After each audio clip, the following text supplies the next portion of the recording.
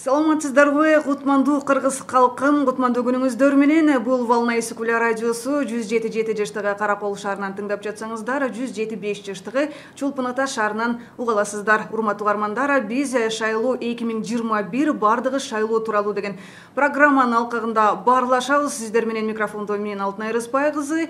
Бүгүнкү биздин программабыздын темасы бул Кыргыз Республикасындагы президенттик шайлоо жана анын жыйынтыгы деген теманын алкагында баарлашабыз. Азыр болсо бүгүнкү биздин мейманга келгендер менен тааныштырып өтсөм. Бул БШКнын Каракол, Ак Суу, Жети Көз аймактык шайлоо комиссияларынын өкүлү Сатиев Айбек Алымович. Саламатсыздарбы? Экинчи мейманыбыз бул Айгүл Такырбашева, эркин журналист, Каракол шаарынын активдүү жараны. Анын кийинки коногубуз бул Апазов Аделет Усенович, коомдук активист, Мекенчилик партиясынын мүчөсү. Саламатсыздарбы? Кийинки коногубуз болсо бул Мекенчилик партиясынын Каракол шаарындагы жетекчиси Курбаев Абайбек Алымбекович. Саламатсыздарбы? Кутмандуу күнүңүздөр менен. Бүгүнкү күнү негизи эле 6 жаштагы баладан 90 жаштагы чоң ата, чоң энелерге чейин бул саясат темасы бул актуалдуу болуп калбадыбы, туурабы? Эми биз бүгүн саясат тармагына аралашкан тажрыйбалуу адамдар катары сизди бүгүнкү эфирге чакырып отурабыз. Алгач угармандарга кыскача маалымат берип өтсөк, Кыргыз Республикасынын президентинин мөөнөтүнөн мурда шайлоо 2021 жылдын 10 январында болуп өттү. Анда шайлоочулардын тизмелерине киргизилген шайлоочулардын жалпы саны 3,563,574 адамды шайлоочуну түздү. Анда добуш бергендердин саны 1,395,513 адам болсо, бул шайлоочулардын 39%-ын түзөт. Ал эми Кыргыз Республикасынын президентинин кызматтуу ордуна талапкер Садыр Жапаровго 1,105,248 добуш алса, бул башкача айтканда 80%-дык добуш. Анын кийинки орунда Мадумаров Адахан Кимсанбаевич 94,741 добушту алса, бул 7%-ды түзөт. Үчүнчү орунда бул Тюльбаев Бабыржан Латиханович 32,979 добушту алды. Бул тегерек пайыз менен эсептегенде 3%-дык добушту алды. Биз азыр алдыга алдыда келген 3 кандидатты айттык. Ал эми баарына каршы позициясы үчүн 18,673 шайлоочу добуш берди. Бул 2%-ды түзөт экен. Ошону менен катар эле референдумдагы болуп өттү. Жыйынтыгы менен тааныштырып өтсөм, бул референдумдун катышуучуларынын тизмесине кирген жарандардын жалпы саны 3,563,574 адамды түздү. Добуш берүүгө катышкан референдумдун катышуучуларынын саны 1,394,218 же болбосо референдумдун катышуучуларынын тизмесине кирген жарандардын жалпы санынан 40%-ды түздү. Ал эми президенттик республиканы вариантын колдогон референдумдун катышуучуларынын жалпы саны 1,133,485 же 81%-ды алды. Ал эми парламенттик республика вариантын тандагандар 151,931, башкача айтканда 11%-ды түздү. Бардык варианттарга каршылар болсо 62,145, башкача айтканда 5%-ын түзүптүр.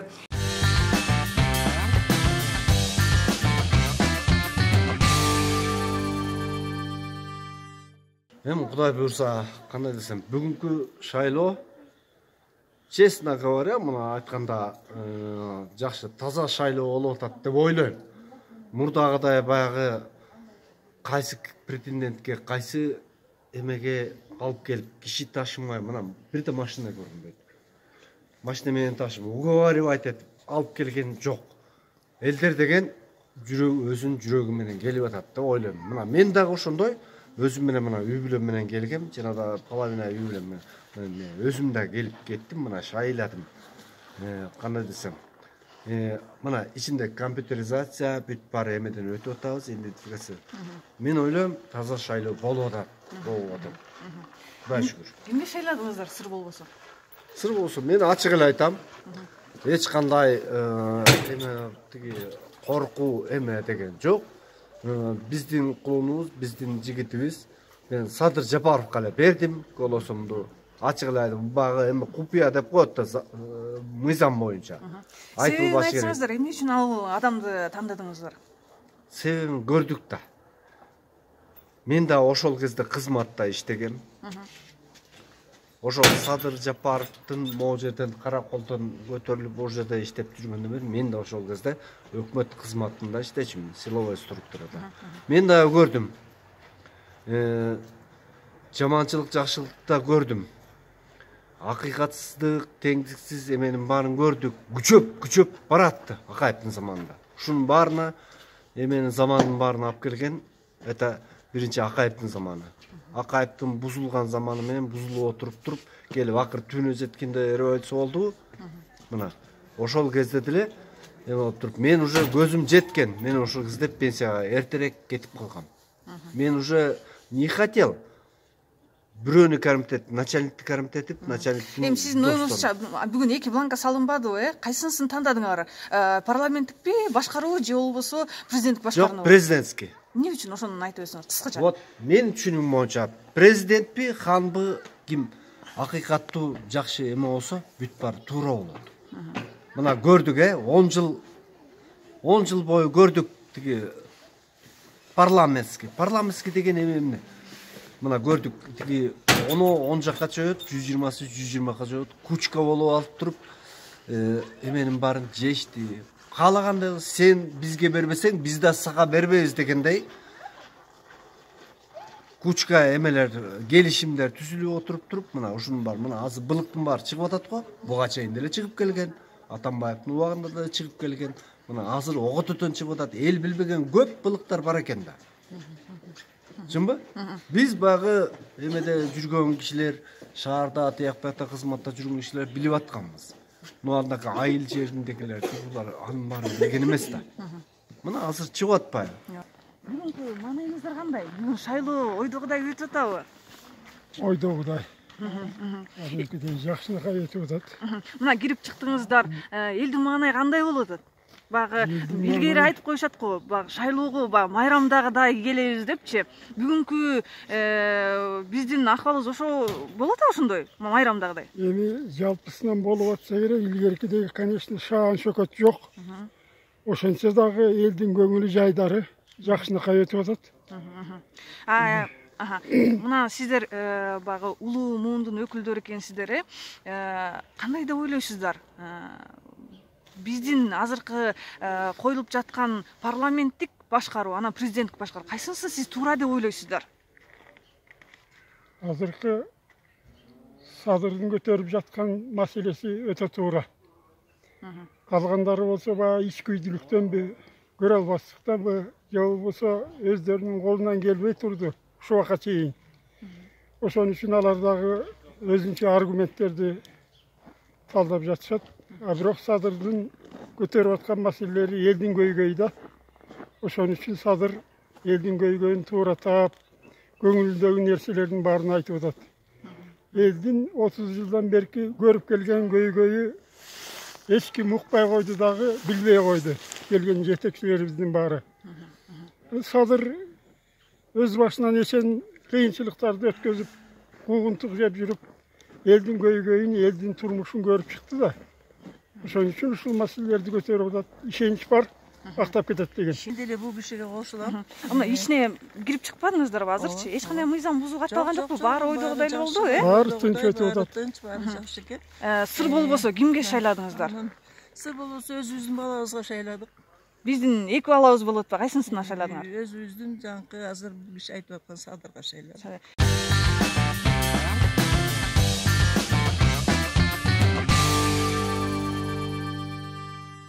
Эми суроолорго өтсөк, алгачкы суроону узатсам, бул сиздин баамыңыздарда Кыргыз Республикасынын президентин шайлоо кандай деп өттү деп ойлойсуздар?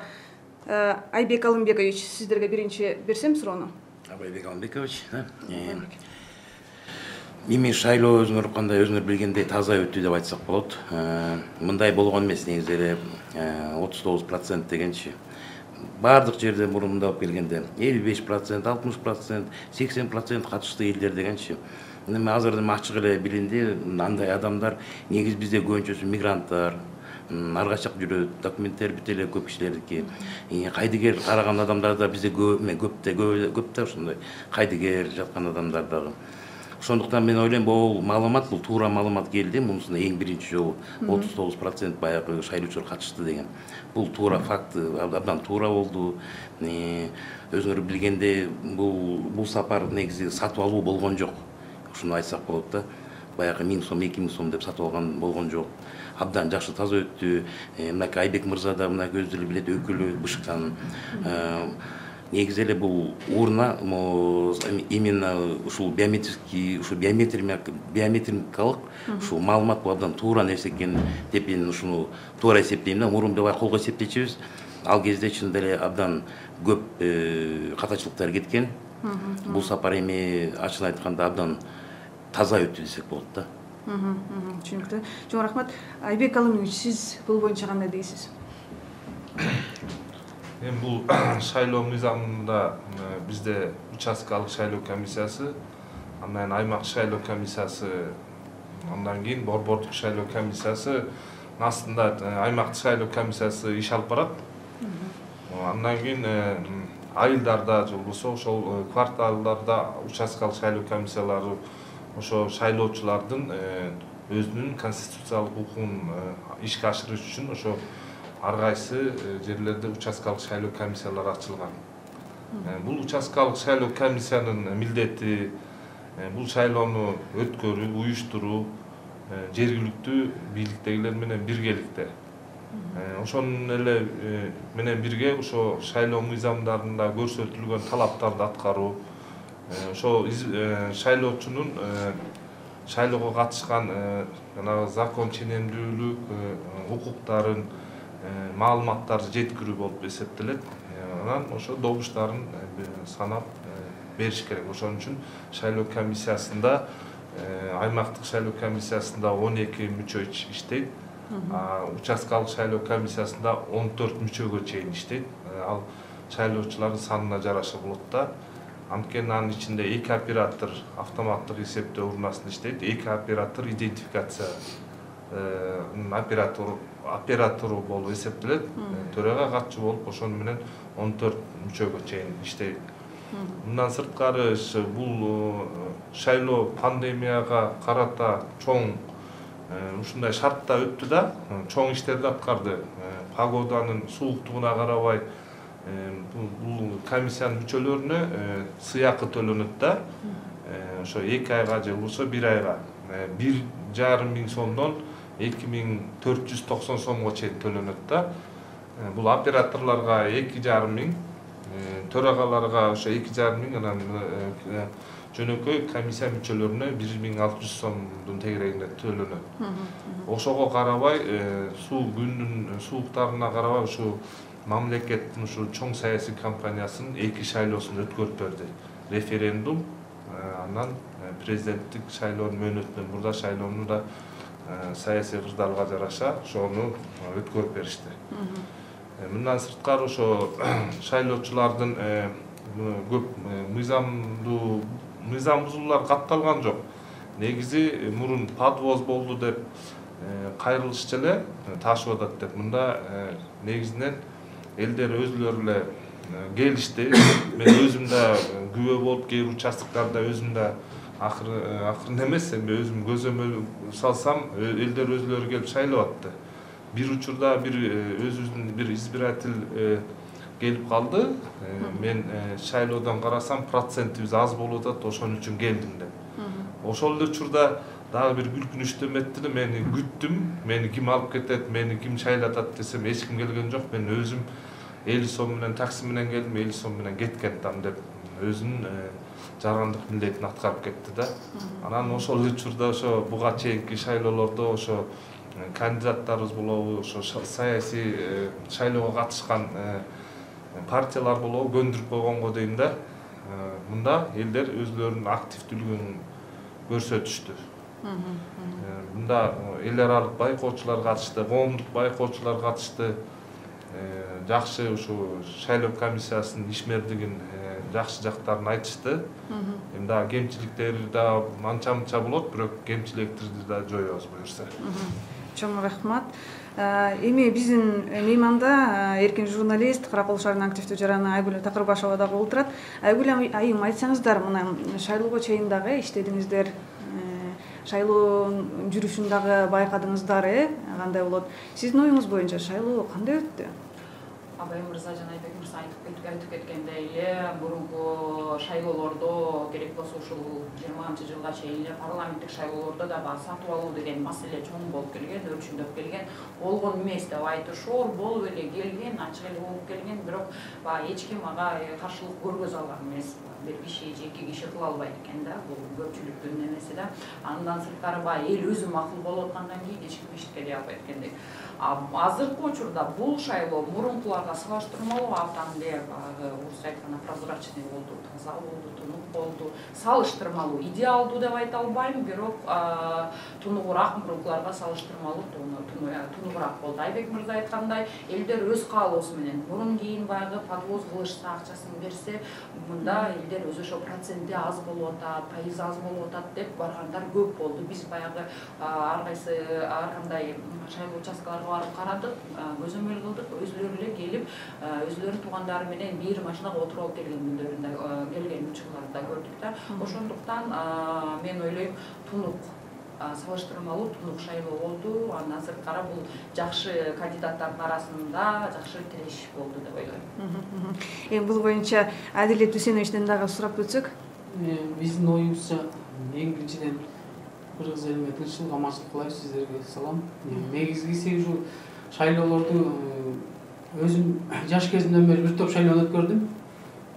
Баягы өзүм күбө болуп катышыпчы. Анан мурунку шайлоодо бул Абай мырза, Айбек мырза айтып кеткендей, чыныгы эл жүрөгү менен шайлачу эмес да. Кандайдыр бир акчаны үчүн көргөзүп, кээ бирөөнү 500 сомдон, 1000 сомдон, 2000 сомго чейин сатып алып келишкен да. Аны ошого көрүп алып битте жиркенчибизде бул акчаны кайдан келди деп адамдардан суроо узатып калачы десек, ушул адамдар ушу суроону да беришкен жок да. Биз анткени мен өзүм ушул Мекенчилик партиясы менен жогорку кеңешке аттангам 2020-жылы.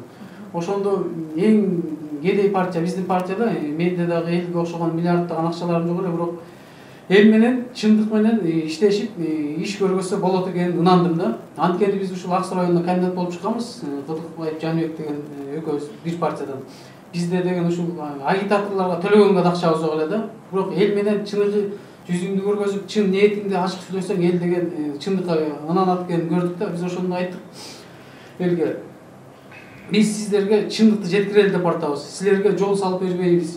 Силерге биз тиги мектеп андай салып беребиз. Мамлекеттин иши, биз сиздерге ушу чындыкты эле ушу жогорку кеңешке өтүп калсак чындыкты айтып турабыз деп элге баягы программаны түшүндүргөндө элдер ынанып, ушул акчабыз жоктугуна байланыштуу болсо дагы биз ушу Ак Суу районунан экинчи месте алдык да. Анан азыркы президенттик шайлоонун өтүшү боюнча айтып кетсек, бул эми тарыхта болбогондой болуп өттү да. Тарыхта мисалы ушул 40% эл катышты деп мына ачык айтып, мындай чыныгы мисалы катышкан элдин санын айтып атат да. Мурунку шайлоолордо мисалы элдин санын көбөйтүп эле элди бурмалап баягы төбөдөгү жана өзүлөрүнүн элитабыз деген адамдар болсо өзүлөрүн аябай сезип, карапайым элди алдап келген да. Мунусунда карапайым эл эч кимге алданган жок, чын жүрөгү менен тандашты. Анан ушул элдин дагы акыркы үмүтү азыркы шайланган 80% менен өтүп келген биздин Садыр Кожоевке элдин ишеничи аябай артты. Чыныгы жүрөгү менен шайлашты булар. Эми ошол шайлоодо мисалы мен өз көзүм менен көрсөм, бир киши дагы тиге салчы, буга салчы деп эч ким айткан жок да. Эл жүрөгү менен салды да, мунусундачы үмүт артып. Ошон үчүн анан жалаң мисалы мурунку президенттерди шайлаганда жалаң өйдө жакта жана элиталар 30-40 киши биригип алып өткөрүп келген.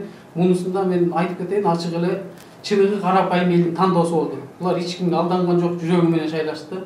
Ушул үмүттү мен элибизге актап, Садыр Кожоевич ушул туңгуюктан чыгарып кетет деген үмүттөбүз. Элибизде тынччылык болсун, ушул мындан кийинки шайлоолордо ушундай таза өтсө, анда биздин чыныгы айылдан чыккан жанагы жүрөгү таза адамдар мындан кийинки шайлоолордо парламентский болобу, кандай бир шайлоо болсо, ушундай таза шайлоо өтсө, элибизде тынччылык болсо, ынтымак болсо, Кыргызстан өнүгүп өсөрүнө көзүбүз жетет.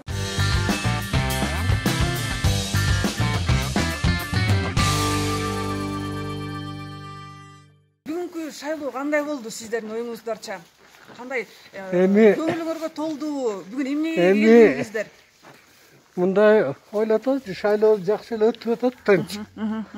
Анан элдин көпчүлүгү эле Садыр Жапаровго салып атат окшойт. Элдин маанайы жакшы. Тынч, жакшы өтүп атат шайлоо. Илгерки шайлоо менен азыркы шайлоонун айырмасы барбы? Кандай деп ойлойсуз? Айырмасы көп да. Атап өтсөңүздөр мына мондай. Мурунку убакта деген акча менен элди сатып алып, анан күч менен дагы багы эме чоңдордун эмелери менен өзүнүн иштеген кишилерин күчкө салып, ол киши шайлайсың деп күчкө салчудар. Эми азыр андай кишилер жок, акча берген киши жок. Элге ар күнү өзүлөрү келип шайлап отурат мына. Мурункудай машина менен ташып келип, антимиткен эч ким бирөө да жок мына. Кирип барсак, чындыгында бүгүн шайлоо таза өттү деп ойлойм. Эми өз көкүрөгүбүздөн чыккан президентти шайладык буюрса. Андан башка эмне дейбиз? Бул ачык айкын эле шайлоо болот деп ойладым. Ичинде баягы шайлап жатканда кандайдыр бир туура эмес мыйзам ченемсиз иштерди байкаган жоксуңарбы? Баары жакшынакай өттүбү? Эчтеке мына байкалбайт. Баары эле мына свободно баары эле кирип өзлөрүнүн фамилиясын таап эле шайлап чыктык. Бул ушундай шайлоо керек да негизи. Сиздин оюңуз боюнча мына парламенттик анан президенттик башкарууга карата добуш берип ошого бланка салдыңар. Сиздин жеке оюңуз боюнча кайсынысы туура деп ойлойсуздар? Жеке оюңуз. Эми менин оюм эми ар кимдин өзүнүн ою дечи, эми парламенттик өлкөдө жашап келбедикпи? Анан кана тиги парламент жыл сайын, ай сайын бирден премьерлер алмашылып атып, эчтеке толук жок болгон жок. Ошон үчүн баягы айтып коет эмеспи, эки тизгин бир чылбыр дегендей. Президент мына баардык аты жетектебиз деп атат. Ошо президенттик башкарууга өзүм салдым. Мисалы, ар ким ою ар башка. Бирок менин оюм президенттик эле туурабы деп ойлоп калдым.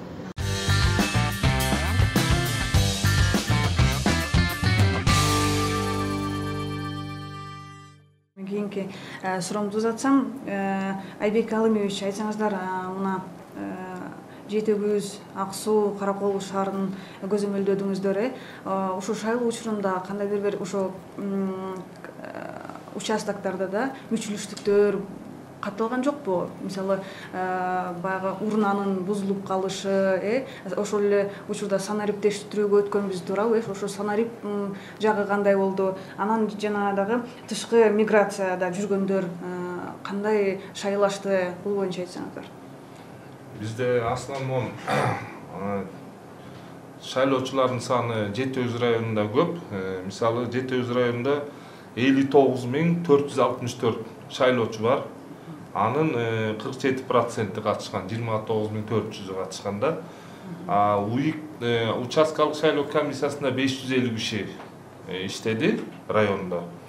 Баары эле активдүү иштеди. Ак Суу району боюнча болсо УИКте комиссиялардын мүчөсү 486 киши эмгектенди, ушу шайлоолорду өткөрдү.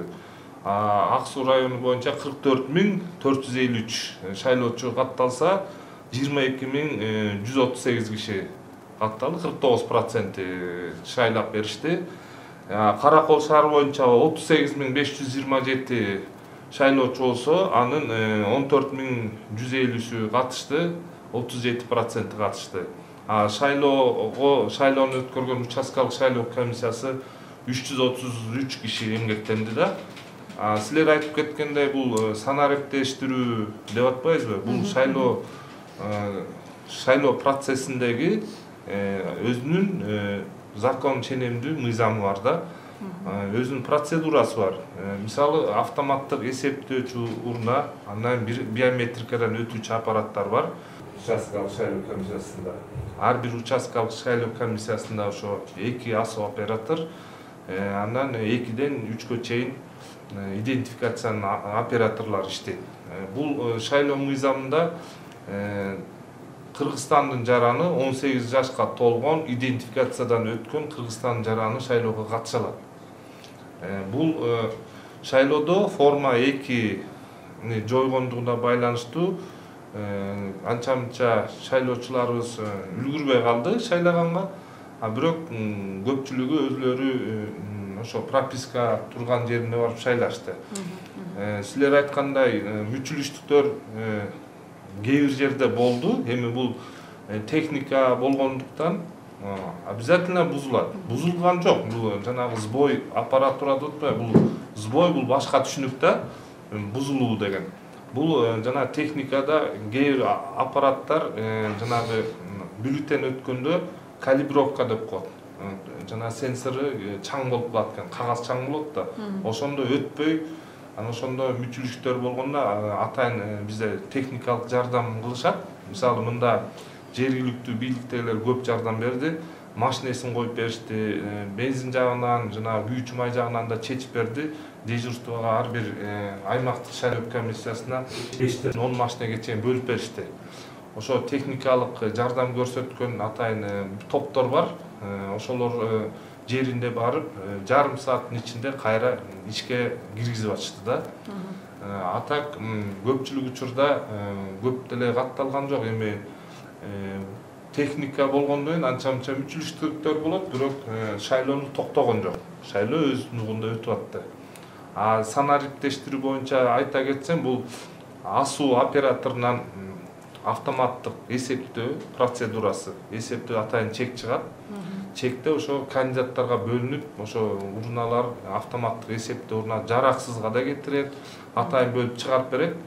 Андан сырткары бул предварительный деп коет да, бул чек чыкканда. Андан кийин колго санайт. Атайын ошо урнадан чыккан бюллетендерди колго санап берип, анан протоколго киргизип, ошо автоматтык эсептөө урна менен ЦИК борбордук шайлоо комиссиясына жөнөтөт, серверге. Сразу жөнөтөт да, бияктан жасап урмалабайт. Ош жерден анан любой ош жердеги биздин любой жарандарыбыз сайттан карап турса болот. Түшүнүктүү, чоң рахмат. Анан багы сөзүңүзгө дагы Аралжыда БШКнын төрайымы Нуржан Шайлдабекова 8 шайлоо участкасынын багы жыйынтыгын жокко чыгарып салды. Бунун себеби эмнеде деп ойлойсуздар? Бул эми жокко. Эмне себептен ушундай жокко чыгарылып калат? Кандай болгон учурда? Жокко чыгарылганда эми ал жерде өзүнүн бул биздин аймакта болгон жок эми. Алардын себебин билбейт экенмин. Алар өзлөрүнчө шайлоо комиссиясы чечим чыгарса керек. Анча-мынча бир аз мыйзам бузуулар же болбосо ар кандай мүчүлүштүктөр болсо керек, ошонун негизинде жокко чыгарса керек. Мен аны үчүн жооп бере албайт экенмин, ал регион үчүн. Түшүнүктүү, чоң рахмат Айбек мырза. Эми мына Айбек мырза айтып өткөндөй эле, ушул шайлоо башка шайлоолордон айырмаланып эле форма 2 арызы алым салынды туурабы? Буга кандай көз караштасыздар? Сизден баштайсыз. Эми бул форма 2 деген арыз боюнча. Бул эми кандай десем, бул акмакчылык болчу да, ачык айтканда. Бул форма 2 деген, бул жасоо деген. Например, бул адам, Абдет мырза депутаттык койсо, 1 айылын көчүрүп барып эле, дагы бир кошуна айылына барып көчүрүп барып эле ошол жерге коюп эле, бул өтүп кеткен маселе сыяктуу болчу да. Бул именно ошол өтүү маселеси болчу да, акча менен жана форма 2 деген. Форма 2 өзүңүз көрбөдүңүз, мурунку биздин жанагы парламенттик шайлоодо ушул форма 2 абдан көп колдонулду да. Мына Маша айткандай баарыңар билесиңер, көп партиялар болду. Мен аттарын айтпайм, мына бул партия депчи. Ошол партиялардын өзүңөр билгендей эле, ошол форма 2 менен көпчүлүк адамдар даже ал адамдар тааныбаган күндө да ал адамдар өтүп кетти деген сөз болуп атат да. Ошол форма 2 мененчи. Бул форма 2 бул сиз өзүңүздүн кыскасы айтканда сиз өзүңүздүн эмеңизди саткандай эле болуп атасыз, добушуңузду саткандай эле адам болуп атат да. Бул сүйлөшүлгөн окат да. Например, форма 2 өзүңүз билгендей, мен Аксуулук болсом, Аксуулуна алып келип Караколго коюп туруп, Караколдо мени шайлатат. Эгер мен ошол мияктан алып келип шайлаткандан кийин, значит мага акча бер деген сөз да. Мен сатылып кеттим деген сөз да. Ошон үчүн ушул форма 2 азыркы кезде форма 2 жок болгонуна байланыштуу абдан таза болду да. Биз эң самый главный ушул эң жаман нерсе, биз айрылдык да. Ушуну жоготтук да. Бул эң жакшы нерсе болду. Эми Кудайым сөзүңө билгендей, одномандатный деп атпайбы? Мурун негизи одномандатный эле келгенбиз. Одномандат мындай да. Мен мисалы өзүмдүн добушумду Айбек мырза койсо, же Адилет мырза койсо, мен өзүмдүн добушумду берип, бирок эртесин мен сурап алам. Сен эмне кылдың биз үчүн депчи. Биз сени шайлабадык белек бул жерден. Сен үчүн бизге эчтеке кылбай атасың, сен үчүн молокотун кылбай атасың деп. Азыркы партиялык системада биз эч кимге айта албай атпайбызбы? Алар болот дагы кетти, бүттү. 5 жыл аны көрбөйсүң. 5 жылдан кайра келип атат да. Ошол эле адамдар. Ал эми сөзүңүзгө аралжы. Ал эми мисалы Айылдын тургуну ошол эле Аксунун деп коелу, студент Бишкекте окуйт. Алар кандай болот? Көпчүлүгү баягы Бишкекте иштешет, шаарларда, а пропискасы каттоосу айыл жергесинде. Буларга кандайдыр бир орушчулук жаратпайбы? Ошол күнү келе алышпайт алар. Ал сиз туура айтасыз. Эми орушчулук жаратат. Анысы бар туура. Бирок эми негизи бир айылдын баары эмес да. Туурабы? Анын бир өзүнүн немеси бар да. Например, бул жаштан баштап могу жашка чейин студент экен, туурабы? Ошол статистика бөлүмү берсин да андачы. Мына момча студент бар экен, могулукку жайда экен деп. Берсин статистика бөлүмү ошону иштеп бизге жардам бериш керек да. Айыл өкмөттөр эмне отурат анда? Мэрия эмне отурат? Ошону караш керек, ошону барса бериш керек. Документтерин берсин, ошого карата, анан мыйзам чыгарсын. Эми законду эми биз кабыл албайбыз, конечно, анын баягы БШКдан мурда дагы жогорку кеңештин депутаттары ошондо карап бериш керек, туурабы? Аны биз чече албайбыз биз. Мындай кылыш керек. Бирок сиз туура айтасыз. Формада керек. Бирок эми жанакындай маанилде эмес да. Чоң рахмат. Эми Айгүл айым, форма 2 боюнча сиздин оюңуз кандай? Менин жеке оюм, менин оюмдун баарын эле Абай мырза айтып салды окшойт деп ойлойм да. Алып салганы туура деп ойлойсуздар, алынганы. Эми орусча айтканда палка в сорта, бирок негизи эң негизгиси бул деген коррупционный схема. Бул баары бир аягы ошол нерсеге алып келет экен да. Ошондуктан бул алып салган бизге кыргыз элине эң эле туура болду да. Анткени биз баягы же орус эмеспиз, же баягы Европа жаран эмеспиз да. Бизге туура түз боло берет дегендей. Бизде кыргызчылык деген нерсе көп жерден ойноп кетет. Ошондуктан бизге муну алып салган эң туура болду.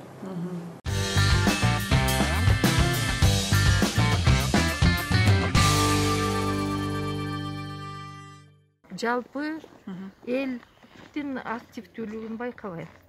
Быйыл мурунку шайлоолорго караганда пас. Эмнегедир? Сиздин оюңуз боюнча бул эмнеге мындай болуп атат? Ошону жакшылап анализдештер керек го, кебетеси. Эмнеге андай болуп атат? Ар кандай. Мына сиздер кирип чыктыңыздар. Элдин мааны кандай болуп атат? Же пас болуп атабы? Мындай, орто.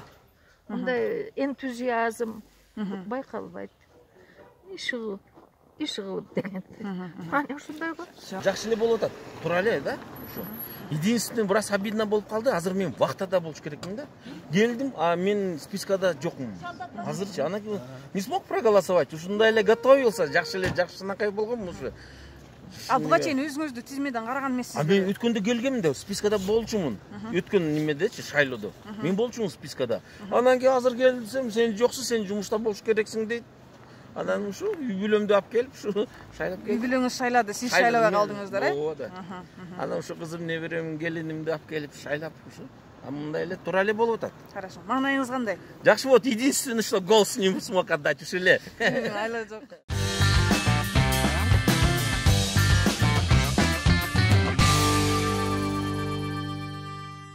Адилет мырза, айтып өтсөңүздөр, мына баарыбыз эле баамдагандай, шайлоочулардын саны быйылкы ушул шайлоодо аз болду, Мунун себеби эмнеде деп ойлойсуздар?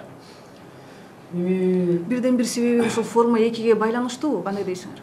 Мунун бирден бир себеби баягы ошо мурунку мисалы форма 2 менен иштегенде элдин баарында ошол бир районго алып келип тургузуп, анан ошо менен санын көбөйтүп алышты. Бир маселеси да. Анан экинчи бул элдин аз катышкандыгы, бул азыркы президентке аттанган эң күчтүү лидер болуп аткан Садыр Нуркожоевичтин ак ниеттиги да. Анткени мындай болуп атат да. Мурун мен өз көзүм менен көрчүмүн, айыл башы, айыл өкмөт, аким, губернатордун баары биз момча киши алып келбесек, биз жумуштан кетет экенбиз да. Ошол бир кандайдыр бир бийликтин камчысын чаап келип, ошол элдерди кандайдыр кыйнап, кандайдыр алып келчү да. Мында деген такыр андай болгон жок. Бир аким же бир губернатор же айыл өкмөт же айыл башчылардын бир жүгүргөнүн көргөн жокпуз да. Бул таза элдин жүрөгү менен келген кишилер болду. Ошондуктан да бул бир чети ушул баягы админ ресурс пайдаланбагандыгы, ошондуктан таза болуп, ошон үчүн баягы кишилер өз жүрөгү менен шайлаган адамдар келди. Ошон үчүн анан ушу аз сандуу болуп калды да. Анан бирок көбү баягы кээ бирөөнүкү форма 2 менен кирип калып, мисалы Араколго келип калганда парламенттик шайлоодо ошол менен чыкпай калгандар бар экен. Анан ошондон тияка өзүнүн участкасына барса, ошол списокко чыкпай калгандар болду да. Ошонун негизинде дагы ошол айрым кишилер катыша албай калды. Анан бизде дагы кээ бир Кыргызстанда бизде адамдар мисалы мындай болуп атканбыз да 33% эли адам элди алдыга сүйрөткөн 33% алең салең болуп ортодо жүрөткөн ортодочу тияка же бияка 33% адамыбыз кайда керек экенин эчтеке менен мындай кызыкпайт да. Ошол кызыкпаган адамдарда мындай бул мамлекет сиздики биздики ушул туура добушубузду берели деп элдерге туура түшүндүрсө мындай шайлоолордо толук катышат болуш керек. Андан дагы бир маселеси мурунку шайлоолордо жалаң алданып келген эл буга да көп ишенбей баягы кандайдыр бир иштерге толук ынанбай анан кээ бир ошол келбей калгандар болду. Андан дагы бир нерсеси элдин баарын акчага көндүрүп салган экенбиз да. Монча 1000 сом беребиз жүрү десең анан баягы бир күндүк жашоосун ойлоп 1000 сомго берип койчу да ошол акчаны да көндүрүп салыптыр да элдерчи баягы туура эмес шайлоодо. Ошонун негизинде ушу кичине аз катышып калды, бирок жүрөгү таза баягы чын ниети менен качкан адамдар болду да бияктачы. Баягы чоң мурунку ойноп келген адамдардын ою ишке ашпай калды. Баягы мурун биз ылдыйкы баягы мурунку биринчи адам сезип алган адамдар өзлөрүн бизди деген ылдыйкы адам катары көрүп бизди менен эсептешчү эмес да. Мында элдин тандоосу болду деп дагы бир чоң айтылып кетейин. Чыныгы карапайым эл өзү алданбай так жана туура шайлабашы деп айтам да. Чоң рахмат. Айбек Аламович, сиз айтсаңыздар, неге ушул суроо эле да? Неге аз болду? Сиздин жеке оюңуз боюнча. Бул эми аз болгондо себеби азыр көпчүлүк эл миграцияда жүрөт. Ички миграция, тышкы миграция бар. Менин жекечи оюмда. Көпчүлүк азыр андан сырткары жанагы өзүнүн жумуштары менен жакынкы шаарларга кетиши мүмкүн. Адилет мырза айткандай, көпчүлүгү кээбирөө зарыл жумуштары болуп калгандыр, же болбосо кайдыгер болуп калат да. Эми буга чейинки ишенич тактабагандан кийин деп кээбирөө биз барган эмне өзгөрмөгө эле деп барбай койгондор да учурлар болот да. Анан бул эми биз аларды заставить эте албайбыз. Ошол жарандын өзүнүн эрки да, шайлоого барабы барбайбы. Бирок бул менин көз карашым, мен өзүм анализ кылган, өзүм да көзөмөл кылып аттым. Кээ бир участоктторго барып эл өзү эле шайлады. Ташыган жок, мындай өзлөрүнүн машинеси менен келип өзлөрүнүн жарандык милдетин аткарышты.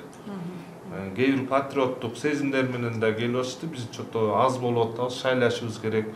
Өлкөбүз ушундай кырдаалга кептелип атса, эртерээк шайлообузду өткөрүп, эртерээк туура тандоо жасайлы деп. Туура тандоо жасап, өзүбүздүн келечектеги жумуштарыбызды жасайлы дегендей кеп да. Анан ушул учурдан пайдаланып дагы ушу аймактык участкалык шайлоо комиссияларына дагы ыраазычылык билгизет элем. Ушу оор кырдаалдарга карабай, пандемияга карабай ушу үй бүлөлөрүнө бак-кубат ден соолукка каалайт элем, дагы ыраазычылык билдирип кетейин.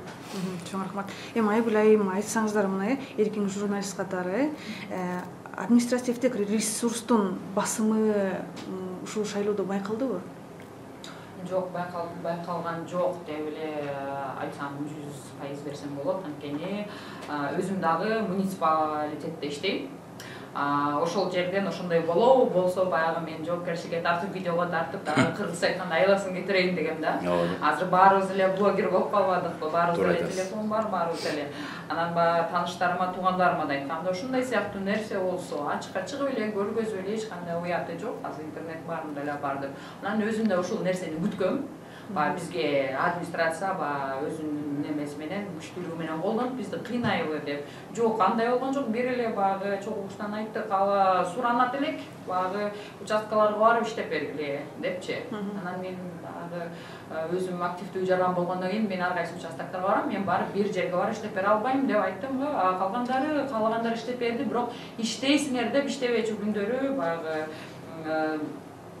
эс алуучу күндөрү кыйнаган жок. Ар ким өз ою менен эле, ар ким өзүнүн баягы сиз айтып кеткендей фанаттык, патриоттук каалоосу менен эле барып иштеп беришти. Эң жакшы.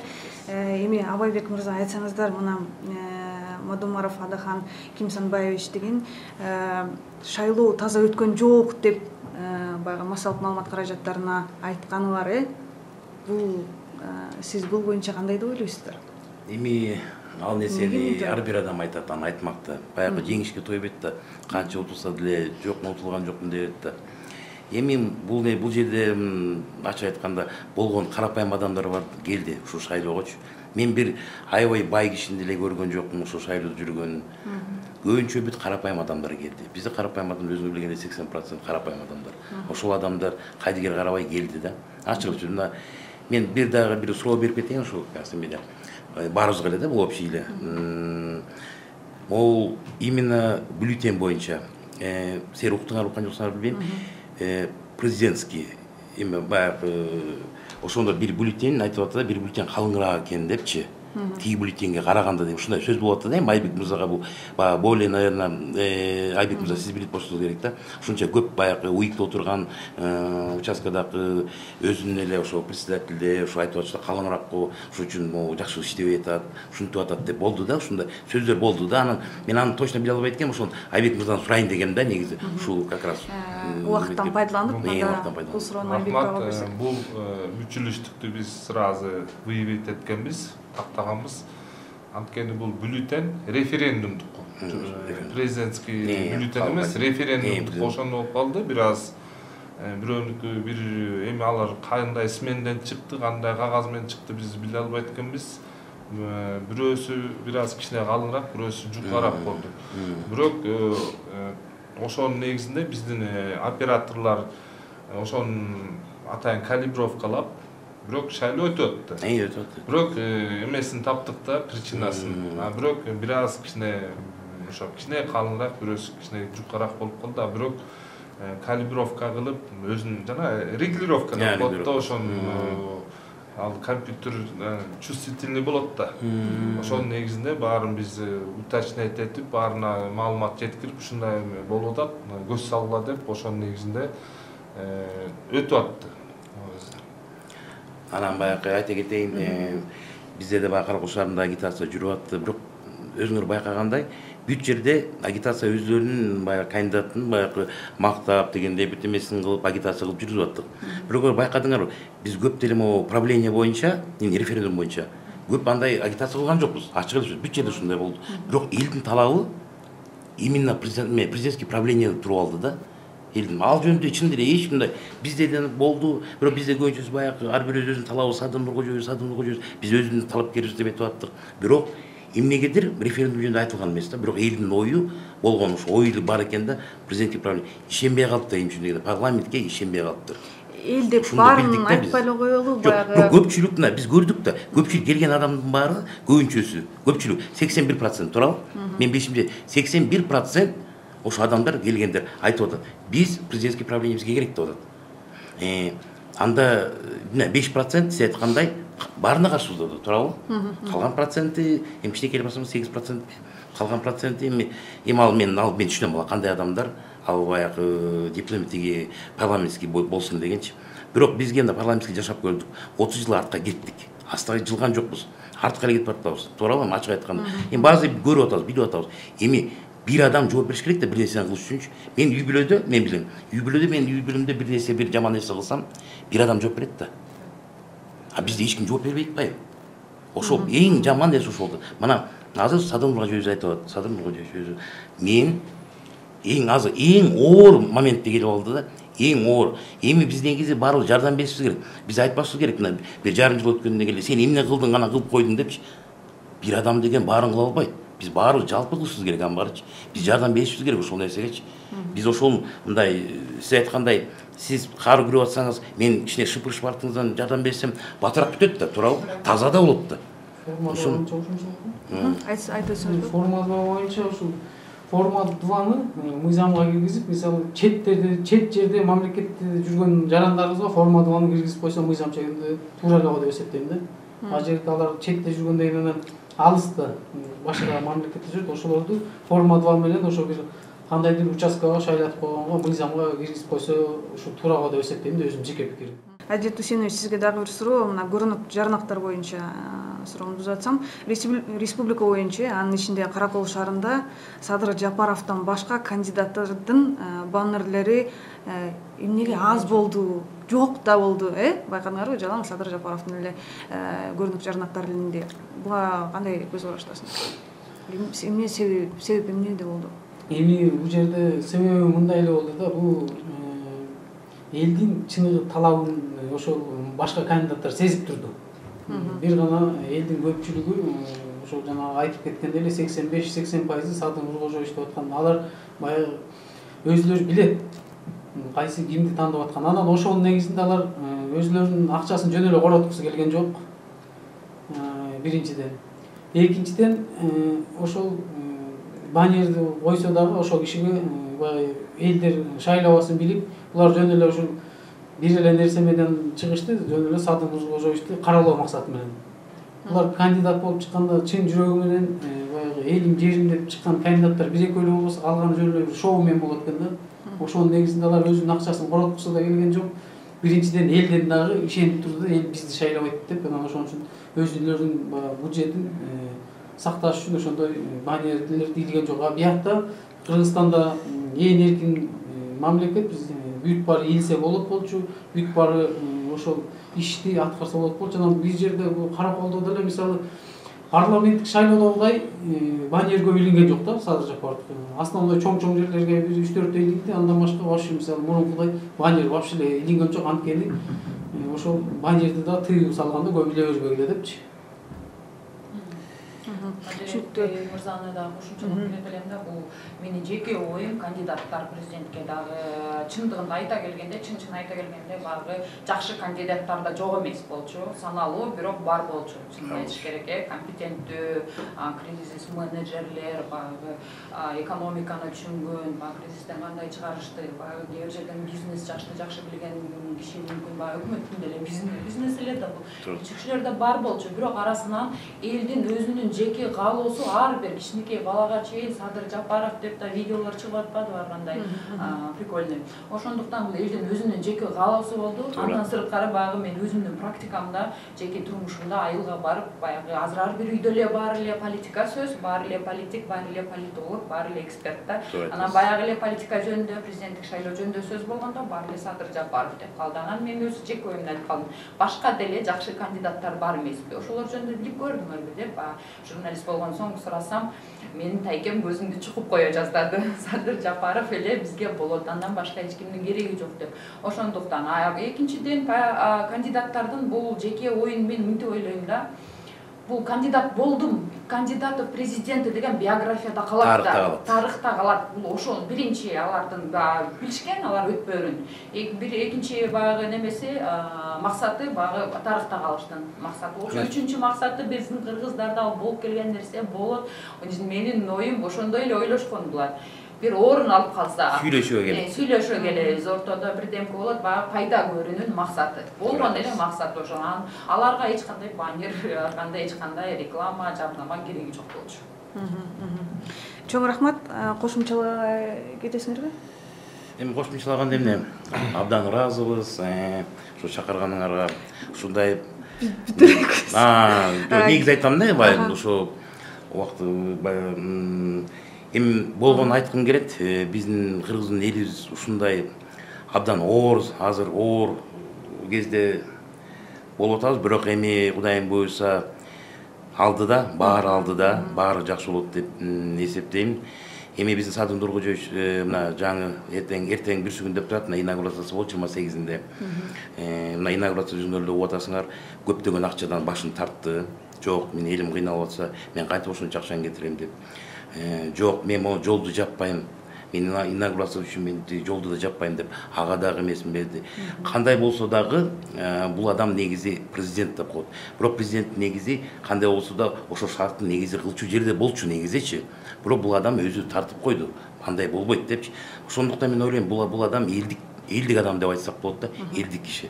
Түшүнүктүү. Ал эми калган кандидаттар, мисалы айтып өтсөк, Клара Сооронкулова бул негизи эле сотко БШКнын Кыргыз Республикасынын президентинин мөөнөтүнөн мурда шайлоонун натыйжасын аныктоо жөнүндө токтомун мыйзамсыз деп табууну суранып кайрылганын, андан сырткары БШК Садыр Жапаровдун соттуулугу болгондуктан аны өлкөдөгү эң жогорку мамлекеттик кызматка талапкер катары каттабашы керек эле жана жогорку соттун чечими кандай кайра кароого жатпайт болчу деп билдиргени бар да. Анан жогорку сотко кайрылабыз, кандай болбосун аягына чейин чыгабыз деген сөзү бар экен да. Бул боюнча кандай деп ойлойсуз? Бир таң калам да, кандай Бакиевдин учурунда ошол нерсе болбойт дагы. Атамбаевдин учурунда андай болбойт дагы. Анан Садыр Нуркожоевич келгенде ушундай болуп калыш керек экен да. Булар бүт бар по закону баары мыйзамды итак кылбады. Итак, эгер мыйзамсыз кылгысы келсе, эч ак эле башында алып эле отуруп болмак. Ким эмне кылат эле? Эл мени колдоп атат деп, кечирип колдоп. Анткен жок да. Баары мыйзамды калды. Мыйзамды премьер-министр болду, мыйзамды премьер-министрдин ордун бошотуп берди да. Отуруп алган жок да. Мен ушунтип ойлойм. Например, сиз айттыңыз, Клара Сооронбаеваны жаман көрбөйбүз эми. Ал кишиге канча добуш берди дейли. Ошондон билип койсок болот да. Ал кишиге канча добуш берди? Жана Садыр Нуркожоев канча добуш берди? Ошондо билсек болот да. Ким кимге ким экенинчи. Ошондо эле чечип койсок болот. Адилет мырза, бул боюнча оюңуз? Бул боюнча биздин оюбуз эми эң биринчиден мисалы биз айта кетели, ошол митинг болуп бүт бар мисалы 5 октябрда баягы айтылбаган жерден үмүтбегибиз өтүп кетти, ошол чындык үчүн, үмүт үчүн деп. Ошонун балабыздын жаткан жери жайлоосун ошол үмүтбектин үмүтү ишке ашсын, үмүтү эл үчүн, жер үчүн деген ойлору орундалсын демекпиз. Анан эң биринчи мен өзүм ошол жерде айтып коеюн, мисалы чындык өз көзүм менен көрдүм. Садыр Нуркожоевич 2-3 жолу премьер-министрге шайланды. Анан ошондо жаш балдар агрессивный болуп турган. Мен ушул Садыр Нуркожоевичке ошондо мисалы өзүм да кайрылгам, Садыр Нуркожоевич ушунча эл колдоп аткандай муну бүт баарын алмаштырып, бүт мамлекет, бүт ушу жетекчилердин бүт баары жиркенип тажаган. Мына биз колдоп атабыз, жаштар, бүт элдер колдоп атабыз. Сиз өзүңүз турбайсызбы ушу премьер-министр болуп, президент болуп туруңуз десек, ошондо бизди билгенде ушу Садыр Нуркожоевич ушу бир жерине таң берди деп айтты. Бул силердин айтканыңар баскынчылык деди да. Бул 2010-жылы, 2005-жылы болгондо ушундай баскынчылык менен басып алышып, булар мыйзамды такыр сактабай ошондо өз билгендерин кылышкан дейт. Андай болсо, бул Кыргызстанды башка мамлекеттер дагы эсептөө болот. Ошон үчүн биз мыйзам чегинде баралы, сабырдуу бололу деп бизди тыйганына ынандым да ошондо. Эсили башка ачкөз ошол убакта туруп келген адам болгондо, мисалы мен өзүмдү элестеткенде, мен деле мисалы Садыр Нуркожоевдун ордуна ошол күнү эле туруп алмакчыдай болдум да, мисалы мен ушундай лидер говорить болуп турганда. Анан ошондо биз Садыр Нуркожоевдун таң бердик да, биз мыйзам чегинде барсак, кийинки баскан жолубуз да түз болот, элге ак кызмат кылганда ишибиз жакшы болот деген биз ошондо биз токтолуп калганбыз. Ага чейин биз Садыр Нуркожоевич бул айта электе биз балыкчыдан баштаган ушундай көлдүн ар бир айыл өкмөтү чейин биз алмаштырабыз деген агрессивный болуп калдык да жаштар. Ошондой оюбуз болгондо, ошондо Садыр Нуркожоевич мыйзамды түшүндүрүп, баары мыйзам чегинде азыркы өкмөт ушул бойдон иштей берсин. Эл баскынчылыкка өтүп кетсе анда деген Кыргызстанда башаламан болуп кетет. Биз мыйзамды бир гана мыйзам менен өлкөнү сактап калабыз деп жаштарды чогултуп, ар бир баланы түшүндүрүп, бир баланын чекесине, бир чоңдун чекесине чектирбей, ушул бир нерсени тонотпой, урдатпай, ушул мыйзам жолу менен баралы деп баягы түшүндүрүп бергенибиз аябай ынанып, ошондо да бир ушул кишиге ишеничибиз пайда болду да. Ошондуктан биз ошон үчүн ошондо өз көзүбүз менен көрүп алып, мына чыныгы лидер экен, чыныгы мамлекетти ойлогон адам экен деп ошондо түшүндүк. Мамлекетти ойлобогон адамдарды биз көрдүк ошол жерде, мына бийлик үчүн эмне деген кылышты, мына антиментик уюштурушту. Эптеп эле алардын максаты элди пиар кылып, бир аз акча таратып ошо бийликке жетиш керек болду да. Ошол кезде мисалы мекенчилердин чыныгы мекенчил балдар Бишкекте ошо тынчтыкты, ынтымакты, биримдикти сактап жүрсө, айтпай эле коеюн, аттарын 4-5 партия ошо көлдө башка нерселерди уюштуруп жүрүппүз да. Ошондон ушундай баскынчылыктарды токтоткула, силер көлгө чыгып айткыла, губернатор акимдерге тийишпесин, айыл өкмөттөрдү урбасын, ушул темп менен иштеп биз шайлоо жолу менен мыйзам чегинде баралы, мыйзамды иш кылалы деп ушинткенде анан биз ошого дайыр жол таң берип ушул чыныгы элдин жүрөгүн Кыргызстанда оңоп кетерүү лидер экенин сездик да. Чоң рахмат. Эми Айгүл айым, бул боюнча сиздин оюңуз? Эми жанагы айтып кеткендей эле Клара Сооронкулова жөнүндө кайра айтып кетейин да. Баягы мыйзам боюнча туура айтып атса керек чындыгында. Баягы де юра дегендейчи, де факто деген дагы экинчи жааты бар да. Ошон үчүн де факто эл шайлады. Шайлоо бир күн менен өтөт экен. Шайлоо болот экен. Шайлоонун эртеси да бар да. Ошондуктан буюрса жакшы эртеңки күндү күтүп алып, жакшы колдоп берсек деген элге болгон кайрылуу да. Жаман сөз биздин элдин оозунда элек жок да. Баакыркы эл көнүп алдык жаман сөздөрдү сүйлөп эле критикалап элекчи, өзүбүздүн пайдабыз жок. Бир нерсени ошондо айтам. Адилет мырза айткандай, ортодо Бишкекте кээ бирөө болсо баягы Кыргызстандын келечеги үчүн согушуп жүрсө, биякта башкача иш кылгандар да чындыгында болду да. Орун талашып, кээ бирөө болсо мүмкүн жер талашканга чейин да болгон учурлар болупту. Бул бизге уят. Негизи уят нерсе. Биз ар бир киши өзүбүздөн баштасак деп ойлойм да. Ар бирөө өзүнөн баштап, политика эле болбой, ошо политиканы туура окуп, анан жакшы бүт жактарын карап, анан политик болсок жакшы болмок да. Политиканы баарыбыз эле билебиз, бирок ошону түпкү жагынан окуп, анан жакшы туура билип, анан туура мамиле кылып, анан туура ошо иш кылсак жакшы болмок. Анан ким кыйкырса эле ошонун сөзү сөз болуп калат экен, унчукпай эле билимдүү адамдар унчукпай эле ушуларга теңелип эле коелучу. Роза Отунбаева мүмкүн убагында туура айткан, жаман көрдүм эле да, мырктар депчи. Күлкүмүш тугулат, бирок бир жаатында туура айтканда биз мырктык кылыбыз. Ал жерге мен өзүмдү да кошом. Менде да бар ал нерсе. Ошондуктан мыйзамды туура колдонуп эле, туура иш кылып эле, критиканы азайтып эле, жардам берсек эле, биз алдыга жылапбыз деп ойлойбуз да.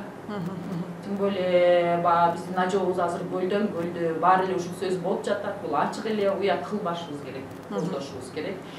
Биз тарыхта калышыбыз керек да. Чоң рахмат. Кийинки суроом эле Айгүл айым сизге.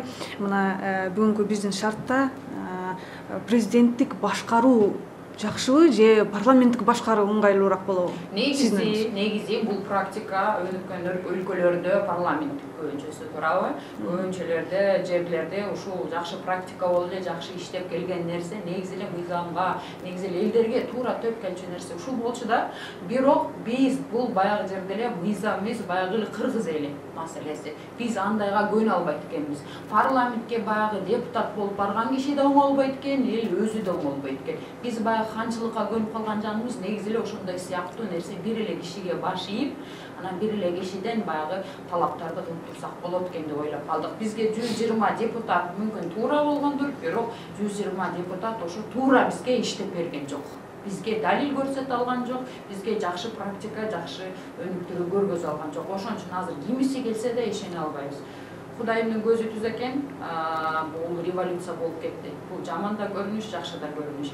Бирок бул сазывда, бул шайлоодо именно жанагы жогорку кеңешке начар эле состав бараткан. Аны айткандан эч кандай уялбайм, ачык кеп, анык кеп. Бул чындык нерсе. Кудайымдын көзү түз экен, түздөп кетти.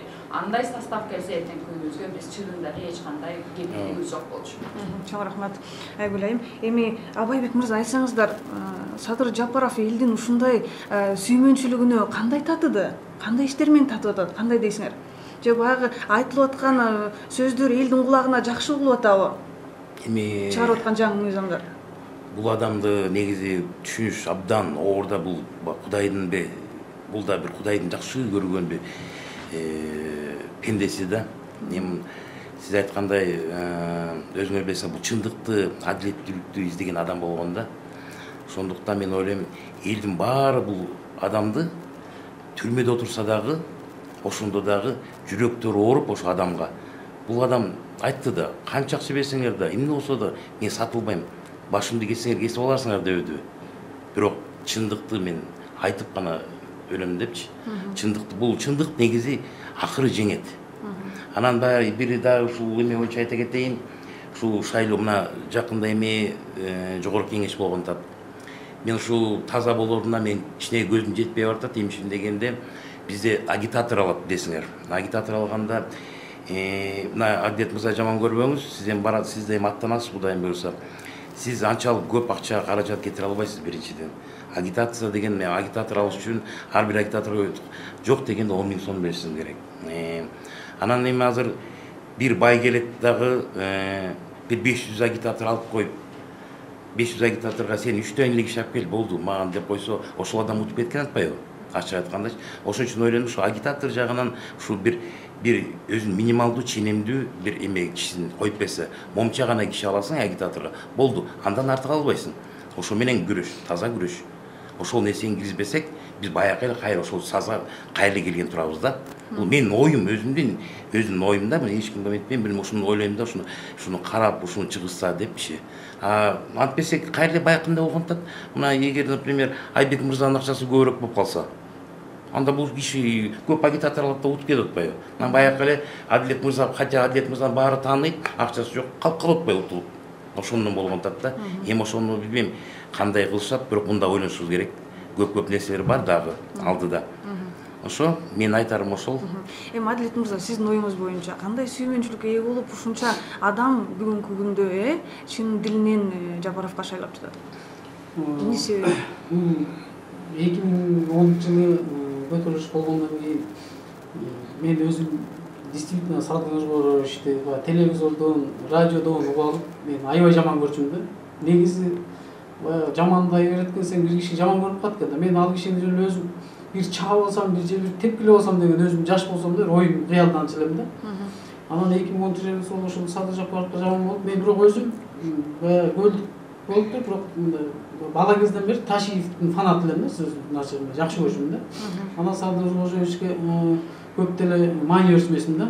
Анан өзүм ушул баягы ары бери жүрүп, жогорку кеңешке барып, депутаттар менен таанышып, сүйлөшүп көрүп, анан изилдеп, баягы адам баласы биз деген ушул кыргыздар кагаз менен, факты менен көргөзсө, анан чындыкты айтса көп ишенбейт экенбиз да. Калктын ичинде кайнап, элди бир кулакка тээп, тигини кылабыз, муну кылабыз десе келип батер ичиткен да. Чындыкка чыркырап жүрүп жетет деген сөз бар да кыргыздарчы. Чындык олимпистер жана тоого чыкканда жана калып отуруп бирдей киши чыгат да чындыккачы, калган чыкпай калат. Ошол сыяктуу да, мындай жалпак сөз менен түшүндүргөндө. Ошон 2013-жылы баягы Садыр Жапаровго болгондук аябай башталып, антип кийин анан баягы ызы чуу башталгандан кийин жана пикеттер болду Садыр Жапаровду баягы колдоо. Анан мен ушул Садыр Жапаровду изилдеп көрөйүнчү деп баягы элдерден сураштырдым. Садыр Жапаровду ошол кезде шахтаны сатып ийген, каркыраны саткан деген ушундай ушактар менен жүрдү да. Анан мен ошону өзүм изилдейинчи деп, баягы анын бир туугандарына, анын карсылаштарына бүт баарына акырын барып изилдеп жүрдүм да, баягы эч кимге айтпай өзүм элечи. Анан баягы эл корккондон кээ бирөө чын эле жамандап экен билбесе деле, кээ бирөө билип туруп жамандайт экен. Анан ушинтип шахты алаңга барып калдым, сурап элдерден, урматтуу шахтылыктар, сиздер Садыр Жапаровду жаман эле дейт, сиздер ушул жөнүндө оюңузду айтып бересиз. Акырын бир 3-4 кишиден сурасам, алар айтты, Союзда иштете албаган, Союз убагында да шахтын жакшы иштете албашыптыр да. Ушу Союзда иштете албаган шахтыбызды иштетип берип, Садыр Жапаровдор мурун биз 1,5 миң, 3 миң зарплата алсак дейт. Садыр Жапаров келгенде биз 12 миң зарплата алып калганбыз дейт. Алды 25 миңге чейин бухгалтерларчы. 2009-жылы бул деген зарплата эмне деген акча? Анан чынбы деп сурасам, чын деди.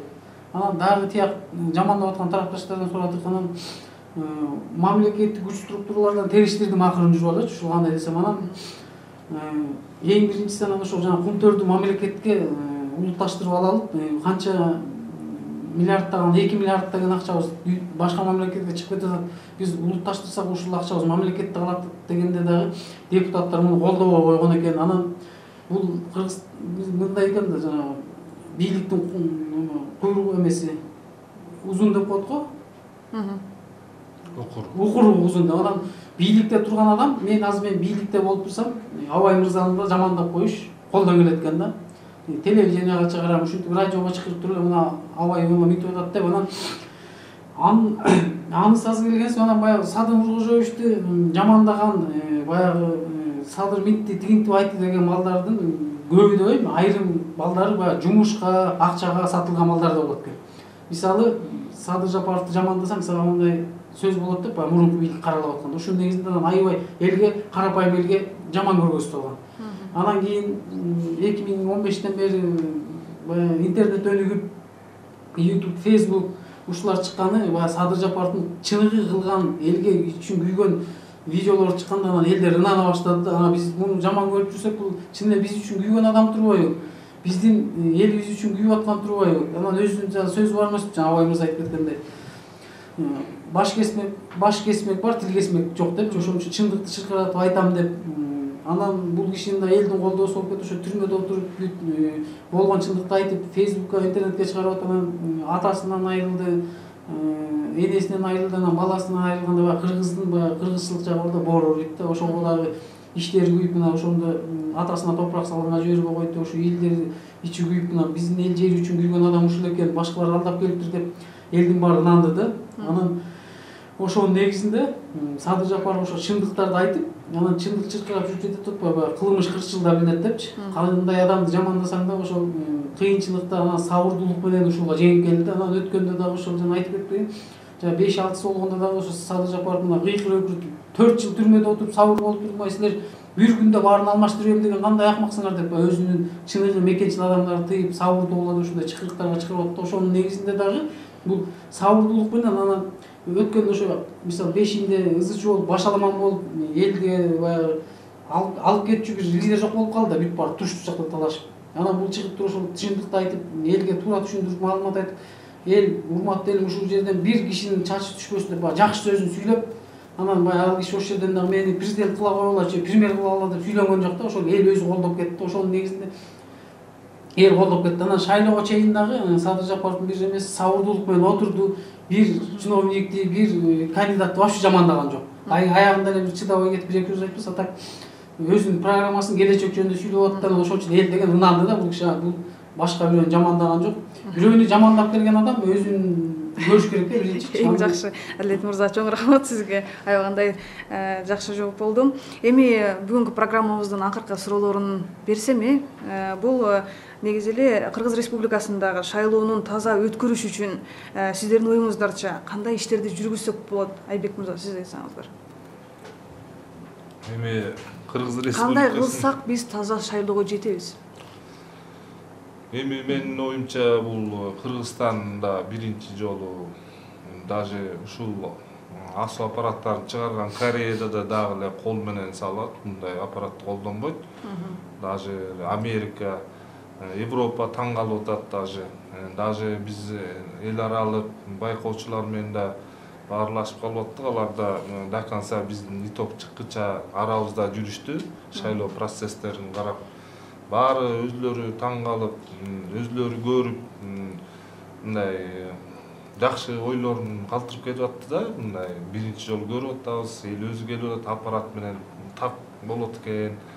Эч кимден арызданганын уккан жокпуз. Алар да элдин мнениясы менен да сурап атты да, кандай эмне болот, кандай шайлайсыңар деп. Анан бул негизи бул шайлоо чырдын баары шайлоодон чыккан үчүн ушул автоматтык эсептөө урнаны биометриканы киргизди да, санарип деп. Ошонун негизинде ушул шайлоонун таза өтүшүнө жетип бартат. Көпчүлүк мамлекет суктанып атат. Анан дагы биздин таза өтүш үчүн эми бизде шайлоо участкаларынын ичинде таза эле өтүп атат. Бизде деле мисалы ишенбегендер арыз түшкөндө деле бизде эле көрсөтүп, момундай процедураларын бюллетенин кайра санап, көрсөтүп доказать эткен күндөр болду. Өзлөрү ынанып. Бизден шайлоо комиссиясынын участогунан сырткары жерде жүрүп атат да, мисалы подкуп, алдамай, же болбосо ар кандай мыйзам бузуулар болот. Подкуп боюнча, анан подвоз боюнча болуп атат эми ал шайлоо комиссиясынан тышкары. Бул таза өтүш үчүн эми биздин аң сезимибизди оңдошубуз керек, сатылбашыбыз керек. Биз өзүбүздүн ар бир адамдын ою баалуу дейт. Биз мисалы чыркырап сүйлөсөк, ошо жок дегенде ошонун 30% туура. Ошонун туура жагын алышыбыз керек. Ошон үчүн ар бир өзүнүкүн шайлайт да. Биз ар кимди жамандашыбыз керек. Ар ким өзүнүн тандоосун кылыш керек да. Ошон үчүн бийликти биз шайлоо менен тандап алабыз да. Ошон үчүн биз өзүбүздүн аң сезимибизди өзгөртүшүбүз керек. Аң сезимибизди туура жакка бурушубуз керек да. Андан сырткары өзүбүздүн Кыргызстаныбызды жакшы жагын көрсөтүшүбүз керек. Жакшы, чоң рахмат. Эми Абайбек мырза, ушул эле суроо сизге. Анан ушул шайлоону айтпайын, мурунку шайлоолордо баягы атайын алып келип бюллетендерди салып атканы интернет айдыгында көп тараган, көптөгөн баягы мыйзам бузууга барган иштер жасалып келди. Сиздин оюңуз боюнча шайлоону кандай кылсак биз таза өткөрө алабыз? Мындай да, мен ойлойм, негизи азыр Кудай шүгүр, Айбек мырза айткандай, биз аябай алдыга кетип калдык. Шайлоо боюнча биз аябай алдыда жүрөбүз да.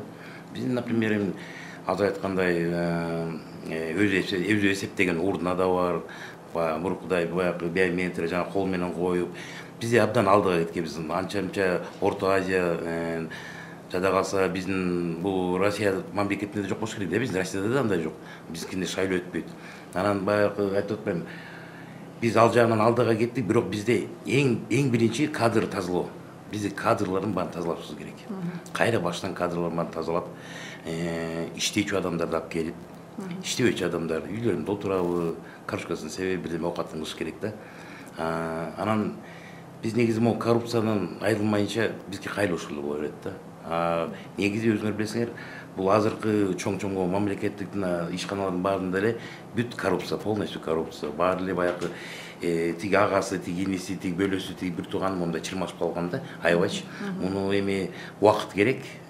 Садыр Нуркожоевич өзү да ал киши айтпадыбы? Көп нерсе мана ротация кылам деди. Ротация кылыш керек. Эмчине түштүктү түндүк айдаш керек, түндүктү түштүк айдаш керек. Иштегиси келип губернатор болуп, иштесин дейт, Баткенге барып. Туурабы? Аякта туугандарын тапкыча аяктан кайра айдай берсин башка жакта көздөй. Ошондой система алып келиш керек.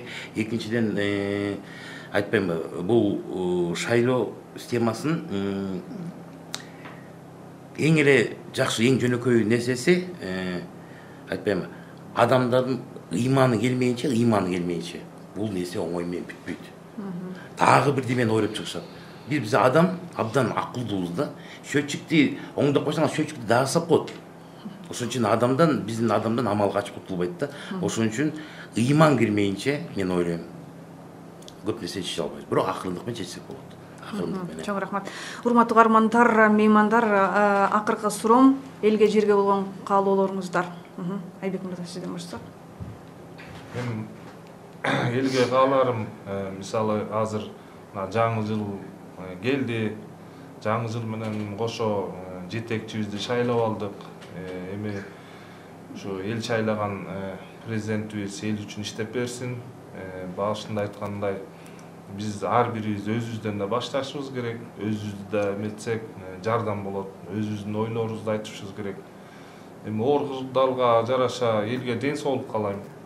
Мамлекетибиз өнүксүн, кырсыктан тышкары бололу, элдерибиз билимдүү болсун, ден соолугу чың болсун. Биз да өнүккөн мамлекеттердин арасына кошулалы, биз да жакшы жактарыбыз менен дүйнөгө таанылалы, прогресс постоянно болуп турсун. Анан жаштарыбыз билимдүү болсун, карыларыбыз бизге насаатыбызды айтсын, жаштарыбыздын келечеги кең болсун. Ошону кааларым. Чоң рахмат. Айгүл айым, эркин микрофон. Жаркын жакшы келечекке келе атабыз деп ишенич бар, үмүт бар. Ошого биздин жардамыбыз керек. Жаштардын дагы Айбек мырза айткандай карылардын дагы жардамы керек. Ошондой эле баягы биздин билимибизди бекемдетишибиз керек. Ошо жаркын жашоого туура менен баргадайчы, аттан менен баргадай аттаналы. Ошо болгон эле ар бир өзүбүздүн ыйманыбызды эле чынында эле чындап, анан сырткары билимибизди эле бекемдеп алсак, баары жакшы болот деп ойлойм да. Анан бири-бирибизге жардам бергендик. Абайбек мырза. Ошо эми баягы Айгүл айым айткандай, айтып атпай жанагы мен өзүм да кээде мылт деп сезип кетем депчи. Бирок сиз абдан эң татынакай кыргыздын кызы экенсиз. Биз да сизди сыйлайбыз, биз да сизди баягы көп угуп калабыз, көрүп калабыз. Ошо Алтынай, сизге дагы жумушуңузга ийгилик. Бул негизи бул азыркы биздин Кыргызстандын келечеги. Бул мен ойлойм да, бул биздин балдарыбыздын келечеги да. Эгер балдардын келечеги жок болсо, анда Кыргызстандын келечеги жок деген сөз да. Ошондуктан мен негизи эле өзүм патриотмун. Мен Кыргызстан мамлекетинде биринчи коем. Кандай болсо дагы өзүңдүн үйүңдө отурсаң, өзүңдүн тууң, өзүңдүн желегиң турса, кантип сүйүнбөйсүң. Анан негизи мен ушул укканда, ушул сөздү баягы айта кетейин. Биз аз эле жерден калдык да, ушу Кытай Республикасына өзүбүздүн желегибизди алдырып ийгенгечи. Ошого мен ойлойм, ошо Кудай Садыр Нуркожоевичти атайын жөнөттү депчи. Кой, Кыргызстандын келечегин ойло. Эми бүттөрүп кел дегенде мындайчы. Кыскасы ошо биз баары жардам берели чогулуп. Кыргызстан мамлекетибиз биз үчүн бул ыйык нерсе болуш керек. Ошо силерге да ийгилик барыңарга. Адилет Усенович, сиз эркен микрофон. Урматтуу кыргыз элиме тынччылык, тоопчулук, бейбитчилик, жаштарыбызга ыйман, улууларыбызга калыстык каалайт элек. Ошо элибизде тынччылык, тоопчулук болсо баары жакшы болот. Эң биринчи анан жаштарга, азыркы жаштардын билими аябай түшүп кетти. Ошо билимге аябай көңүл бурсак, билими жок өлкө өнүкпөйт, өспөйт дейт. Ошо жаштардын билимин мен анткени өзүм бир-эки ушу мектепте окуп жүргөн бир 2-3 балага бир жөнөкөй эле бир-эки суроо берсем жооп бере албайт. Ошолорду көрүп жүрөгүң ооруйт. Ошолорду биздин ушул мугалимдердин да зарплатын көбөйтүп, жаштарга билим терең берсек, мамлекетибиз оң болот. Жаштардыкы деп атабыз, ошо жаштар деп коюп, бирок жаштар каралбай калат. Ошон үчүн жаштарга жакшы көңүл бурат деген ойдобуз. Анан ошол баардык кыргызстандыктарга ден соолук каалайм. Ошонун ичинен ушул Кыргызстандын ичинен өзүмдүн Ак Суу районума чоң салам. Ушу Ак Суу районунун элине ыраазычылык, анткени ушул шайлоодо элдин катышуусу боюнча Кыргызстан боюнча Ак Суу району биринчи месте алды.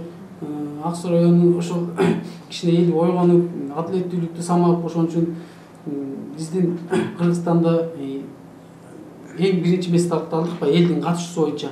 Ошо ак суулук бүт туугандарга, ак суулук бүт азыр райондо ар бир айылда мен тааныган ага эжелерге ден соолук, үй бүлөсүндө бакубат жашоолук, тынччылык болсун. Анан ошол биздин азыркы жаңы шайланып келген Садыр Нуркожоевичка дагы ден соолук, үй бүлөлүк бакыт алай, мамлекетти гүлдөтүп, өндүрүп, өстүрүп, биз сыймыктанган жана ушул жалпы Кыргызстан эли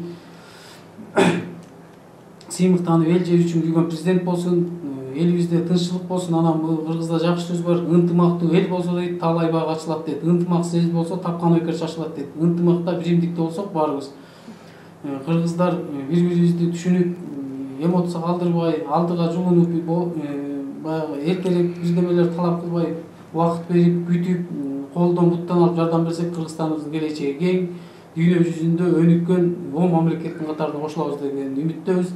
Элибизде тынччылык болсун. Сиздин жамаатка да чоң рахмат. Ушундай элди чогултуп, ачык, чындык пикирлерди чагылдырып тургуздар. Баарыңыздарда аманчылык болсо баарыңызга рахмат. Рахмат чоң, сонун сөздөр болду. Каалоо тилеңиздер орундалышын каалайбыз. Ал эми урматтуу угармандар, эскертип өтсөм, сиздер Волна Исыкуля радиосун угуп жатасыздар. 107,7 жаштагы Каракол шаарынан тыңдап жатсаңыздар, 107,5 жаштагы Чолпон Ата шаарынан уга аласыздар. Биз бүгүн шайлоо 2021 бардыгы шайлоо тууралуу деген программанын алкагында баарлаштык. Бүгүнкү биздин программабыздын темасы бул Кыргыз Республикасындагы президенттик шайлоо жана анын жыйынтыгы деген теманын алкагында баарлаштык. Бүгүнкү биздин меймандарды дагы бир жолу айтып өтсөм, бул БШКнын Каракол, Ак Суу, Жети-Өгүз аймактык шайлоо комиссиясынын мүчөсү Сатиев Айбек Алымович болду. Жана дагы эркин журналист, Каракол шаарынын активдүү жараны Айгүл Такырбашева айым.